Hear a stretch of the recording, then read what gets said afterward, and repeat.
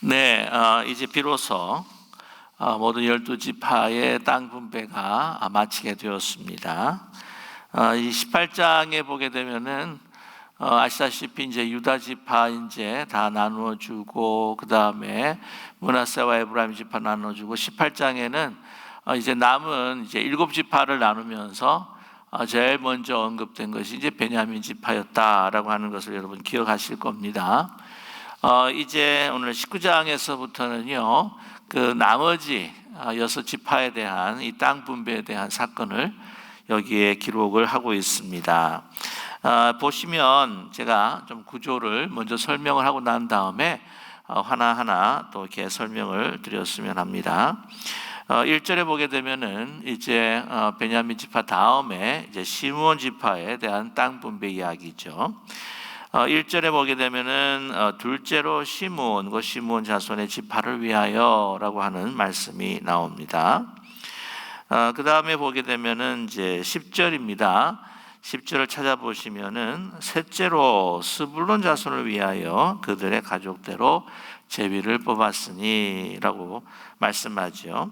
그래서 이제 10절에서부터 이제 16절까지는 스불론 자손을 위한 땅 분배의 사건입니다. 그리고 17절 보게 되면은 넷째로 이제 이사갈이죠. 이사갈 자손을 위하여 가족대로 제비를 뽑았다라고 이렇게 말씀하고 있습니다.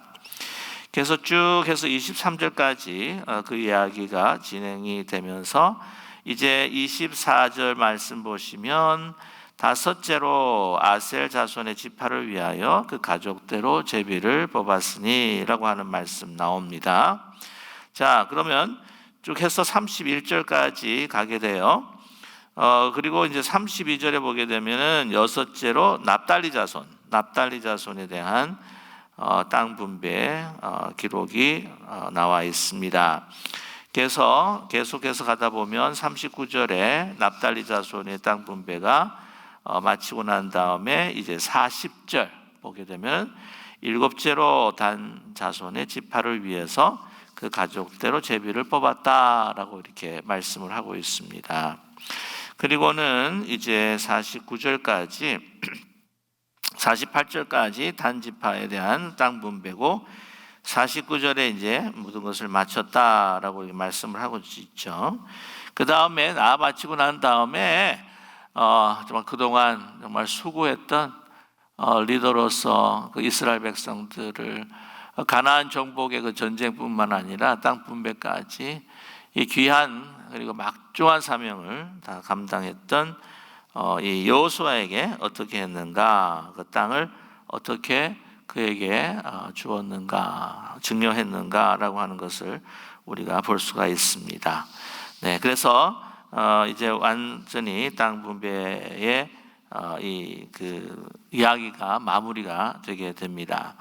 자, 먼저 이제 그 시므온에 대한 그 땅 기업에 대해서 우리가 말씀을 나누면 좋겠는데, 그 전에 이렇게 쭉 여러 가지 이제 성읍들이 이제 나오지 않습니까? 성읍들이 나오는데 그 성읍들을 쭉 이야기하면서 그 경계선을 따라가기가 우리가 좀 쉽지가 않습니다. 그래서 제일 그때는 이제 쉬운 방법이 지도를 보는 것이겠죠. 자, 이제 한번 잠깐만 보시면 이제 지도를 이제 보시기 바랍니다. 지도를 보시게 되면은 이 시므온 땅은 탁 알 수가 있는 게 그 유다 지파에게 주어진 그 땅에 이 시므온의 땅이 주어졌다 하고 하는 것을 이렇게 알 수가 있습니다. 이 시므온 자손들이 그 받은 이 성읍들, 유다 지파의 그 땅 가운데에 받은 그 성읍들이 한 18성읍이 되는 것이죠. 이렇게 그 유다의 땅 안에 이렇게 시므온이 자리 잡게 된 이유라고 이렇게 이야기한다면, 첫 번째로 그냥 가장 직접적인 이유라고 한다면은 다른 지파보다도 인구수가 적었다. 그래서 인구수가 적다고 하는 것은 뭐 땅을 차지하는 면적이 적을 수도 있겠지만, 이 스스로 그 땅을 이제 가나안 족속과 싸우면서 몰아내기에는 좀 역부족이었다라고 하는 것을 짐작할 수가 있습니다. 물론 아무리 숫자가 작아도 믿음으로 물리칠 수도 있겠지만, 그러나 보게 되면 가장 직접적인 이유가 인구가 정말 많이 감소해져서 이렇게 적어졌다 하는 그러한 이유입니다. 그래서 이제 나중에 말씀을 함께 나누겠지만 유다 지파가 그래요. 우리 땅이 참 많이 넓으니까 그 가운데 이제 시므온에게 주겠다라고 하는 것을 그 참 귀한 마음을 우리가 엿볼 수가 있는데, 이렇게 시므온이 이제 감소가 될 수밖에 없었던 그런 사건이 있었습니다. 본래는 이 시므온이 인구수로 보게 되면은 출애굽 후에 당시에는 한 세 번째 됐습니다. 그래서 유다가 제일 많았고, 그다음에 단 지파, 그다음에 많았던 것이 이제 시므온 지파가 많았는데요. 그때 이제 출애굽 시내산에서 이 광야 행진을 위해서 인구 조사할 때는 59,300명 정도가 됐었죠. 그래서 상당히 컸던 지파인데, 나중에 이제 모압 평지에서 그 사건이 이제 민수기 26장에 나오는데, 그때 이제 계수를 해보니까 22,200명으로 이렇게 확 줄어버리고 만 것이죠. 그러니까 거의 반 이상이 줄었다 해도 과언이 아니고 37,100명 정도가 감소를 한 건데요. 또 그럴 것이 사건이 하나가 있었습니다. 기억하시는지 모르겠지만 민수기 이제 25장 보게 되면은 이 모압 여성들과의 음행, 그리고 음행이라고 하는 것이 아시겠지만 바알 신을 이제 섬기는 제사에서 이루어지는 행위가 바로 음행의 행위였습니다. 그것을 성경에 보게 되면 이제 바알 부올 사건이다라고 이렇게 이야기를 하죠. 바알 부올 사건이라고 하는 것은 이 부올의 바알이라고 하는 의미죠. 부올이라고 하는 그 지역에 이 바알 신을 이스라엘 이 백성들 가운데서 여러 많은 사람들이 섬기게 되었다고 하는 것입니다. 그럼으로써 이제 모압 여성들과 이제 관계를 맺었던 것이죠. 그것에 대해서 하나님께서는요 진노하셨습니다. 그래서 연병을 내리시는데, 연병을 내리심으로 인하여서 24,000명 정도가 죽음을 당합니다. 민수기 이제 26장에 나와요. 근데 그 연병이 이제 끝이게 되는 것이 이제 대사장과 또한 모세 지도자들이 죄를 범하고 있는 모압 여성과 또 이스라엘 백성 가운데 시므리라고 있어요. 시므리를 죽임으로 인해서, 처단함으로 인하여서 그 연병이 끝나게 됩니다. 그런데 이 시므리라고 하는 소위 주동자라고 이야기할 수가 있겠죠. 그러한 하나님 앞에 범죄하는 데 있어서 가장 주도적인 역할을 한 사람 중에 하나라고 우리가 짐작할 수가 있는데, 이 시므리가 바로 시므온 지파에서 나온 사람입니다. 그래서 그 이유로 인하여서 이 시므온의 지파의 남성들이 참 많은 죽음을 당하게 되지요. 그것이 이렇게 급격하게 인구가 줄을 수밖에 없었던 이유였습니다. 사실 뿐만 아니라 또 근원적으로 따져보다 보면은 창세기 49장에 보면 한번 제가 말씀을 드렸습니다. 이 시므온에 대한 이야기를. 그리고 레위와 시므온이 창세기 34장에 디나가 이 세겜 족속 추장에 의해서 좀 이렇게 어려움을 당하고, 또 소위 성폭행이라고 이야기할 수도 있겠지만 결혼하기를 원했습니다. 결혼하기를 원해 가지고는 그러면은 너희들이 할례를 받아라 그래가지고 속이지 않습니까? 그래가지고 그에 있는 사람들이 다 세겜의 족속에 있는 남자들을 다 죽여버리고 말아요. 그래서 그 피가 막 정말 이 이스라엘 지파 사건 가운데 이렇게 넘치게 되는데, 그것에 대해서 야곱이 굉장히 가슴 아파했습니다. 그래서 보면 창세기 49장 7절에 보게 되면은 그 사건으로 인해서 이 야곱이 뭐라고 이야기하냐면은 내가 그들을 야곱 중에서 나누며 이스라엘 중에서 흩으리로다. 그래서 흩어지게 한다. 나중에 이 시므온이 유다 지파 가운데에서 살다가 나중에 계속해서 시간이 흘러가면서 이 시므온 지파가 다 이렇게 흩어져 버리고 맙니다. 그래서 사라져 버리고 마는 그런 사건이 있습니다. 보게 되면은 참 하나님께서 우리 모든 인간들이 다 하나님 앞에 이제 범죄하고 또 하나님의 영광에 이르지 못하지만 오늘 이 그 이스라엘의 시므온의 사건을 보게 되면은 그래도 하나님께서 어느 정도의 그 경중을 따지시는 분이 아니겠는가라고 하는 생각을 갖게 됩니다. 특별히 하나님께서는 우상숭배에 대한 죄 너무나도 정말 싫어하시고 질투하시고 미워하시는 하나님이신데 그 부분에 있어서 하나님의 심판을 이 시므온 지파가 비켜나지 못했다라고 하는 것을 우리가 알 수 있지요.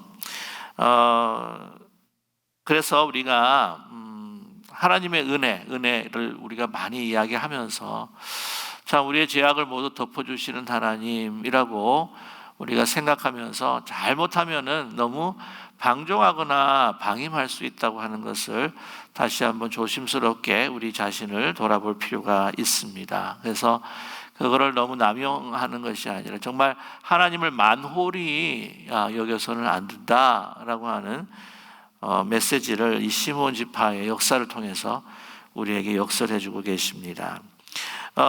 그런데 오늘 참 귀한 사건이 뭐냐면 이제 9절이죠. 시므온 자손의 이 기업은 유다 자손의 기업 중에서 취하였으니 이는 유다 자손의 분깃들이 자기들에게 너무 많음으로 시므온 자손이 자기 기업을 그들의 기업 중에 받음이었더라라고 이렇게 말씀하고 있습니다. 유다 지파가 차지한 그 땅이 너무나 넓다. 그들이 이제 자기들이 그렇게 이야기를 하는 거예요. 그래서 시므온과 함께 이 땅을 나누었다. 이 땅을 부여받은 땅, 이렇게 물려받은 땅, 분배받은 땅을 이렇게 다른 형제 지파와 나눈다고 하는 것이 여러분 그냥 저와 여러분의 땅이 아니라서 그렇게 쉽게 생각할지 모르겠지만 이게 우리 가정에서 이 재산을 분배한다고 생각했을 때에 이게 과연 쉬운 일일까요? 결코 쉽지가 않다는 거죠. 어떤 이가 그렇게 이야기를 합니다. 물론 다른 지파들 가운데서 큰 땅을 차지한 에브라임과 므낫세 지파 땅이 있죠. 잠깐 한번 이렇게 지도를 보여주시면 그들이 차지한 땅도요 만만치가 않습니다. 그래서 이게 또 보게 되면은 그 위에 이 에브라임하고 그 다음에 이제 므낫세 지파죠. 므낫세 지파가 그 가진 땅이 동쪽에도 있고요. 요단강 동쪽에도 저렇게 살색처럼 보이시죠? 살색처럼 보이는 그곳에 갖고 있고 그 다음에 서편벽에 보게 되면 거기다 살색적으로 이렇게 처리되어 있는 땅을 보게 되면 므낫세 땅도 참 큽니다. 그런데 아시겠지만 이 므낫세나 에브라임 같은 경우에는 이 요셉 지파, 그러니까 요셉은 누구의 아들이었죠? 물론 야곱의 아들이지만 이 엄마가 라헬입니다. 근데 이제 시므온 같은 경우에는 이 레아가 엄마죠. 이게 소위 시스터 관계, 자매 관계이면서도 굉장히 라이벌 관계라고 하는 걸 여러분 너무나 잘 알고 계실 거예요. 그래도 엄마가 같기 때문에 저렇게 나눌 수가 있는 거지. 이 므낫세 지파 같은 경우에는 택도 없다. 그렇게 우리가 이해할 수도 있습니다. 그런데 여러분 같은 혈육의 형제라고 할지라도요. 이렇게 나눈다고 하는 거, 이렇게 같이 함께 하는 건 그게 결코 쉽지가 않습니다. 이런 말이 있지요. 재물이라고 하는 것이 아래쪽으로 흘러도 옆으로 흐르지 않는다. 그 말이 뭐예요? 재물이 보통 부모님에서부터 자녀에게 보통 흐르지 형제로 이렇게 흐르는 법이 별로 없다라고 하는 겁니다. 특별히 땅이 많으니까 그렇게 좀 떼어줘도 괜찮지 않겠는가? 라고 이렇게 이야기할 수도 있지만 여러분 그게 아니죠. 이 그 재산 싸움하는 걸 그 경우들을 보게 되면은요, 재산이 많은 가정들이 싸우는 게 아니라 재산이 적은 가정들이 싸우는 게 아니라 재산이 많으면 많을수록 더 싸우는 것을 우리가 알 수가 있지 않습니까?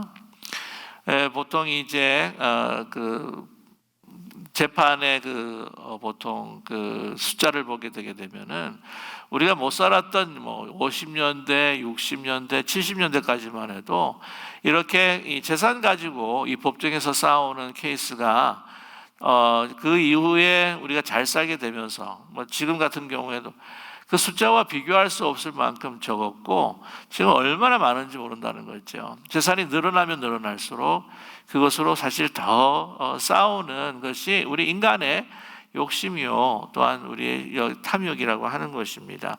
많으면 더 많이 가지기를 원한다고 하는 것이죠. 너는 그게 재산이 많으니까 부모님 재산 좀 덜해도 괜찮지 않냐 그러면은 그거 되게 기분 나빠 한다고 하는 거죠. 이게 많으면 많을수록 더 많은 것을 가지기를 원하는 것이 바로 우리 인간의 이 죄된 본성이라고 하는 것, 어떤 욕심이라고 하는 것을 우리는 알 수가 있습니다. 그럼에도 불구하고 이 유다가 많은 땅을 가졌긴 하셨지만은, 그러나 이 땅이라고 하는 것이 정말 그들도 얼마나 싸웠습니까? 사실 보면 그냥 거저 받았다고 이야기할 수도 있겠지만 그렇지 않고 유다 산지를 정복을 했던 이 갈렙과 같은 경우에 정말 저 산지를 내게 주소서 하고 이렇게 용맹스럽게 믿음으로 나가서 싸우지 않았습니까? 물론 하나님 명령을 받아서 하나님께서 함께 하셨기에 그 승리했지만 그래도 나가서 싸웠다고 하는 거죠. 그렇게 힘들어서 취한 그 땅인데도 이렇게 함께 나눈다고 하는 것이 참 이 유다가 그래도 나중에 이 유다를 통해서 다시 이 통일 왕국이 세워지고, 또한 유다를 통해서 또 예수 그리스도께서 탄생하는, 참으로 혈육으로 봐서는 장자가 아닌데 결코 르벤이 장자였지 않습니까? 또 이 신앙적으로 봤을 때 그래도 다른 지파와는 좀 마음의 자세가 확실히 틀리고 하나님을 향한 그 은혜 받은 그 감격과 감사가 다른 지파구나라고 하는 것을 우리가 짐작할 수 있다고 하는 것이죠. 자, 그래서 그들과 함께 나누게 됩니다. 보시게 되면은 이 시므온의 땅 가운데서 한 가지 두드러지는 게 뭐냐면은 2절에 보게 되면은 브엘셀바라고 하는 땅이 나옵니다. 그래서 이 브엘셀바, 나중에 또 언급을 드리겠지만 이 단 지파가 이 이스라엘의 그 가나안 지역의 맨 북쪽 땅을 나중에 차지하게 되는데, 그래서 여기 브엘셀바라고 하는 것은 이 유다 지방의 바로 맨 남단 지역이라고 하는 것을 우리가 알 수 있습니다. 그래서 여러분, 우리 보통 한국 같은 경우에는 백두에서 한라까지라고 하는 그런 표현이 있죠. 그거는 이제 한반도의 전체를 이제 가리키면서 백두에서 한라까지처럼 이스라엘도요, 단에서부터 브엘셀바까지라고 하는 표현들이 성경에 자주 나옵니다. 단에서부터 브엘셀바라고 하는 것은 그 이스라엘 영역의 전체를 가리키고 있는데, 오늘 이 브엘셀바가 이 시므온에 주어졌다. 그래서 이 가장 남단을 차지하게 되었구나라고 하는 것을 알 수가 있습니다. 자, 그 다음에 세 번째 스불론 자손입니다. 스불론 자손을 이제 보게 되면은요, 쭉 읽어보시면은 12성읍을 이제 차지하게 되는데, 여기서 이 스불론 지도를 한번 잠깐만 보세요. 지도를 한번 좀 잠깐 보여주시면, 스불론은 여러분께서 볼 때에 가장 내륙 지방입니다. 이제 북쪽의 내륙 지방에 이 펄플 칼라, 이 보라색 칼라로 보이실 것 같아요. 보면 가장 중앙에 위치했습니다. 그러니까 므낫세보다 위에 있고, 그죠? 보시죠. 아셀, 납달리, 이사갈 이렇게 쌓여 있습니다. 이 스불론 같은 경우에는 굉장히 그 인구수가 많습니다. 그럼에도 불구하고 보면은 그 산지를, 거기가 이제 산지예요. 그래서 이 땅이 그 옆에 있는, 나중에도 말씀을 나누겠지만, 이 이사갈과 같이 또 아셀과 같이 이렇게 평야 지역이 아닙니다. 그래서 곡창 지역이 아닌데 참 험한 산지 쪽에 가까워서 거기가 땅이 다른 곳보다는 척박할 수도 있다고 이야기할 수 있고, 또 다른 그 지파들에 비해서도 결코 그 숫자가 적지 않은 습에 불구하고 그 땅에 대해서 불평이 없다, 불평이 없는 기록을 우리가 발견하게 됩니다. 한 가지 제가 또 언급해드리고 싶은 것은 15절 말씀 보게 되면 이제 베들레헴, 혹시 의문을 가지고 계실지 몰라서 15절 말씀에 여러 성읍들이 나오는데 그 가운데 갓닥과 나할랄과 시므론과 이달라와 베들레헴이라고 나오죠. 이 베들레헴은 그 예루살렘 그 근처에 있는 그냥 5.5마일 정도 떨어져 있는 그 베들레헴, 예수님의 탄생지 베들레헴이 아니고요. 그냥 그 베들레헴입니다. 그래서 이스라엘 그 지도나 그 성읍들을 보게 되면은요, 다른 지역인데 같은 이름을 가진 곳들이 많습니다. 그래서 저희 미국도 마찬가지예요. 그래서 여기 우리 글렌데일인데, 글렌데일이 여기 캘리포니아 LA 카운티만 있는 것이 아니고 보니까 아리조나에도 글렌데일이 있더라고요. 그래서 그와 비슷한 것 같이 이 베들레헴, 떡집이라고 하는 의미가 있죠. 그 베들레헴은 그 베들레헴이 아니라고 하는 것을 또 말씀드리고 싶습니다. 아무튼 이 스불론이 내륙 지방 그리고 그 산지를 차지하고 있는데, 그러니까 참 여러 가지로 다른 것보다는 경제적으로 부유하지 않을 것 같지 않습니까? 그러니까 막 만약에 불평을 했다고 하면, 아니 이 다른 사람들은 다 좋은데 나는 하나님이 제비를 뽑기에 어서 뭐 할 말은 없지만 왜 우리가 이런 땅을 차지해야 되는지 이렇게 막 투덜투덜댈 수도 있었겠지요. 그러나 그들은 그렇지 않았습니다. 그런데 뭐가 발달을 했느냐? 굉장히 이 무역, 유통 산업이 발달하게 되었습니다. 요즘에 유통 산업이 아주 대단한 인기잖아요. 특별히 포스트 팬데믹 시대 때에, 이 포스트 팬데믹 때에도 유통 산업은 엄청나게 증가할 것이다라고 우리가 예상을 하고 있는데, 자 보시게 되면은 이 아델과 납달리, 이사갈, 므낫세, 여기에 둘러싸여 있는 지형적인 이득이 있었습니다. 자 그래서 이사갈 같은 경우에는 이제 보시면 이스라엘 평원을 차지하고 있어서 곡창지대고, 이제 아셀 같은 경우에도 이제 거기는 평야도 있어서 곡창도 있지만은 거기에 보면 이 수산물들이 많이 나죠. 이런 것들을 갖다가 유통을 하는, 그래서 다 옆에 지파들에게 이 물건들을 갖다가 이게 통용하고, 중간이기 때문에 말이죠. 중심이기 때문에 굉장히 무역이 많이 발달을 해서 그것을 통해서 또 부를 또 취하는 그러한 지파가 바로 이 스불론 지파라고 하는 것이죠. 자, 그 다음에 우리 세 번째로 이제 이사갈 지파입니다. 이사갈 지파를 보시게 되면 17절이죠. 이사갈 지파를 위하여, 자손을 위하여 이제 제비를 뽑습니다. 18절 말씀 보면 그들의 지역은 이스라엘, 그슬로 수넴이라고 이야기하는데, 이스라엘은 성읍뿐만이 아니라 그 평원에 위치했기 때문에 거기가 굉장히 풍요하고 곡창지대로 잘 알려져 있습니다. 근데 여러분 아시겠지만 곡창지대라고 해서 굉장히 이제 좋지 않겠습니까? 풍요하겠다라고 하지만 어떤 단점이 있습니까? 그 다른 그 외세들이, 또한 다른 그 지역의 사람들이 이곳을 굉장히 탐하고 또한 많은 공격을 하게 된다고 하는 것이죠.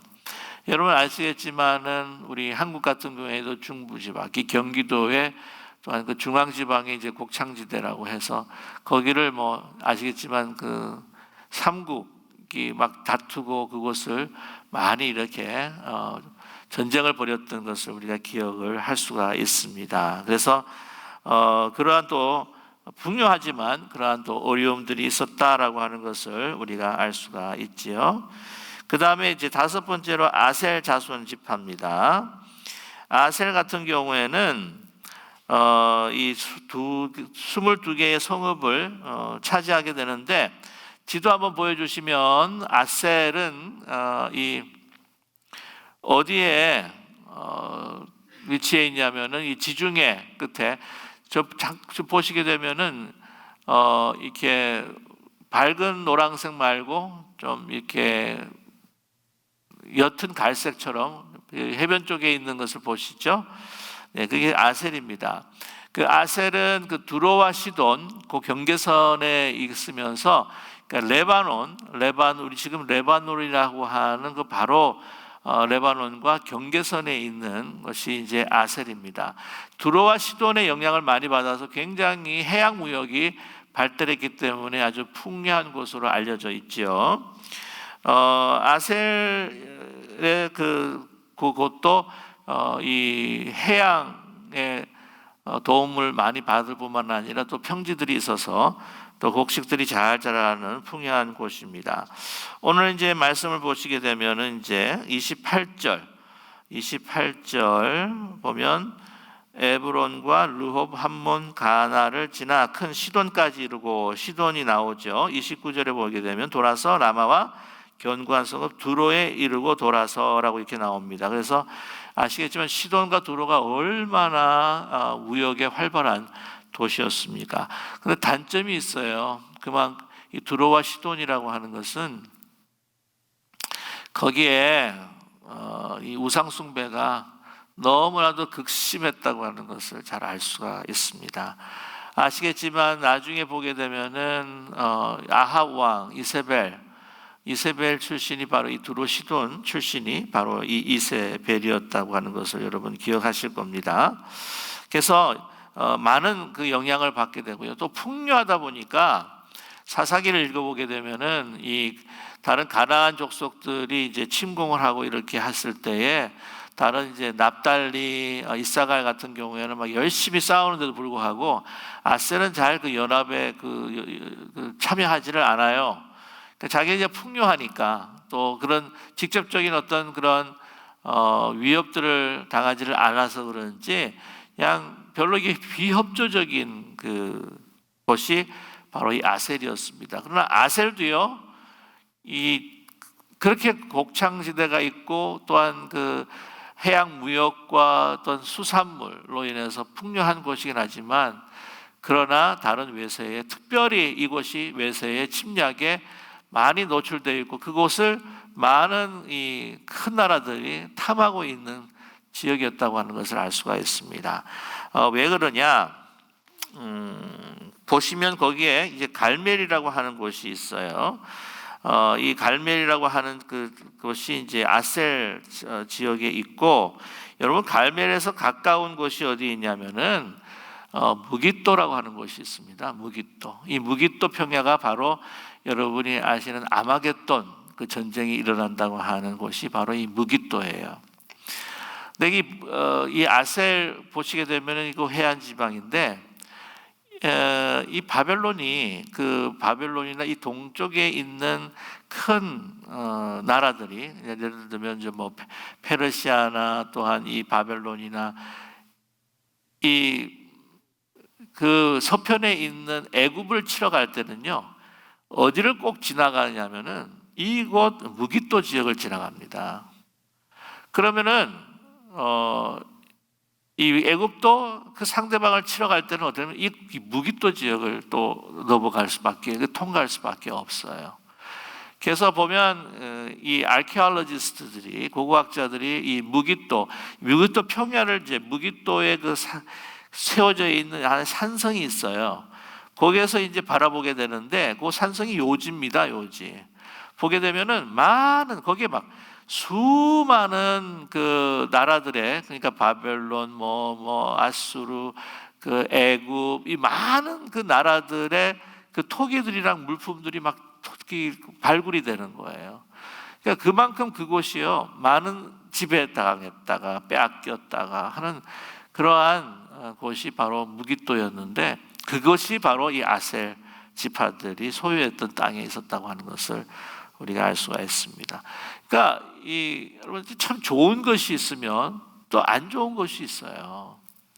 안 좋은 것이 있으면 또 좋은 것이 있어요. 항상 이런 모든 반대급부적인 이 효과가 있다고 하는 것이죠. 자, 그렇습니다. 자, 나중에 그 문제에 대해서 이야기를 하고, 그 말씀을 함께 나누면서 마무리 좀 지어볼까요? 그냥. 그렇기 때문에, 아까 말씀드린 스불론 같이 산악이 지역으로 해서 참 안 좋지만, 그러나 그거를 불평하지 않고, 더 장점으로 이제 돌릴 수 있는 그러한 이 스불론의 지파의 그 마음과 지혜를 우리가 또 다시 한번 살펴볼 수가 있고요.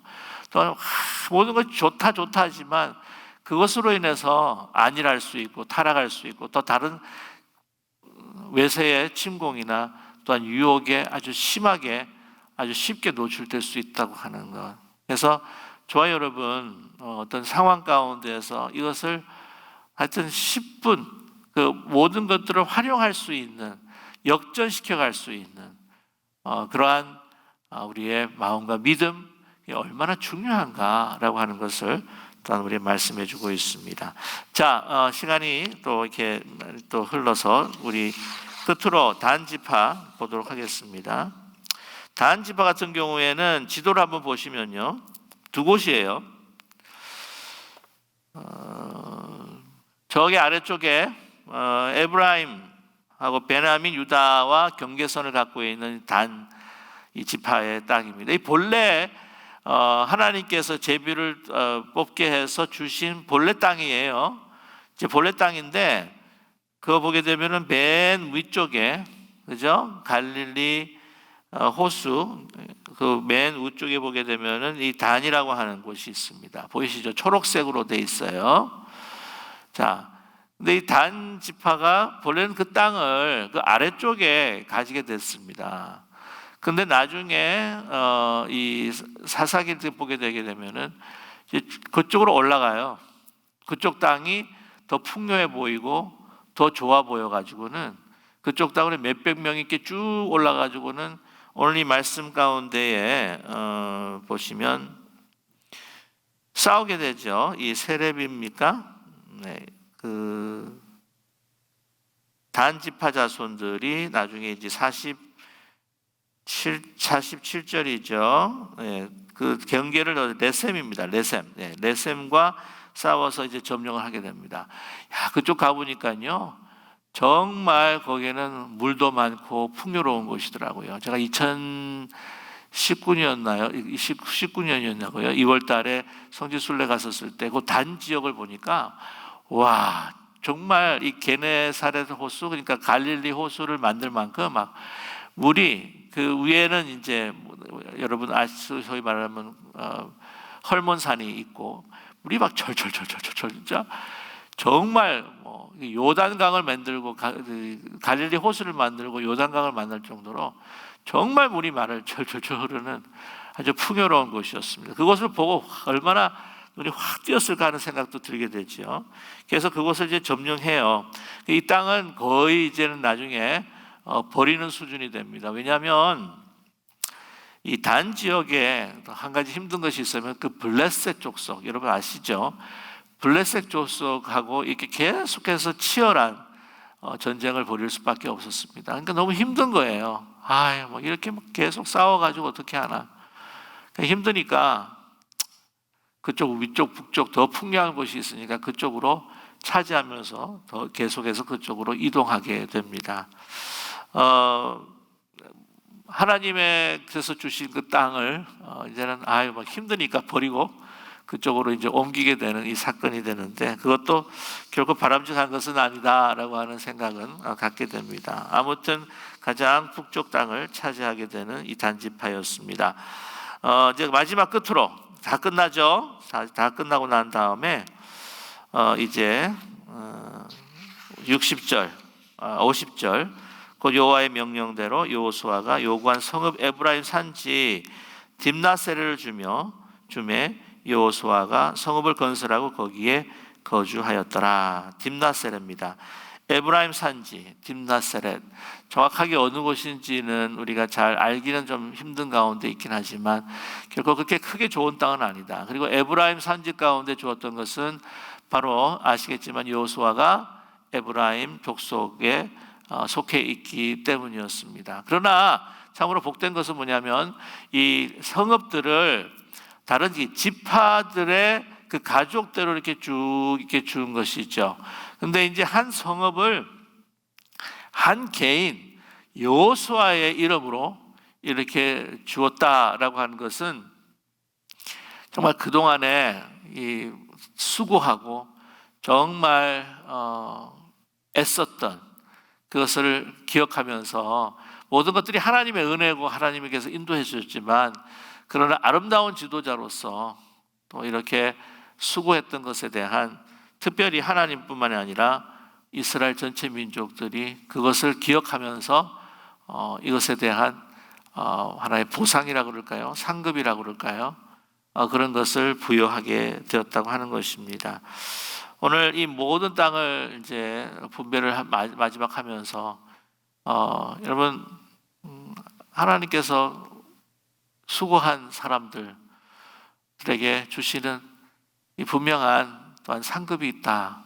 물론 크게 좋은 땅은 아니겠지만 그러나 한 개인에게 주시는 그런 귀한 성읍이 있다라고 하는 것을 우리에게 보여주시는데 저와 여러분 우리가 참 힘들고 어려운 우리 코비드-19 삶을 우리가 살아가게 되지만 그러나 하나님께 주시는 그 은혜와 믿음으로 우리가 정말 충성하고 또 그 말씀을 순종하고 따라가려고 우리가 몸부림칠 때에 하나님께서는 우리의 삶을 통하여서 정말 이 우리가 생활하고 밟는 이 모든 땅을 하나님의 땅으로 선포하시고 하나님의 거룩한 나라를 드러내실 때에 저희들을 위한 정말 영원한 그런 아름다운 성읍 하나님께서 준비하시고 우리에게 분명히 주실 것이다 라고 하는 귀한 확신 속에서 우리가 늘 소망 가운데에 여러분 지치지 마시고 이 고생의 열매가 분명히 있다고 하는 것을 어려움 가운데 분명한 우리에게 찬란한 또 영광이 있다고 하는 것을 여러분 잊지 마시고 항상 주님 앞에 찬양과 영광을 올려드리는 저와 여러분 되시기를 감사하며 하나님 앞에 찬양 올려드리는 우리 모두가 되시기를 특별히 2021년도 새해를 맞이하는 우리가 되기를 원합니다. 하나님 앞에 결단하는 귀한 시간이 되기를 주님의 이름으로 간절히 축원합니다.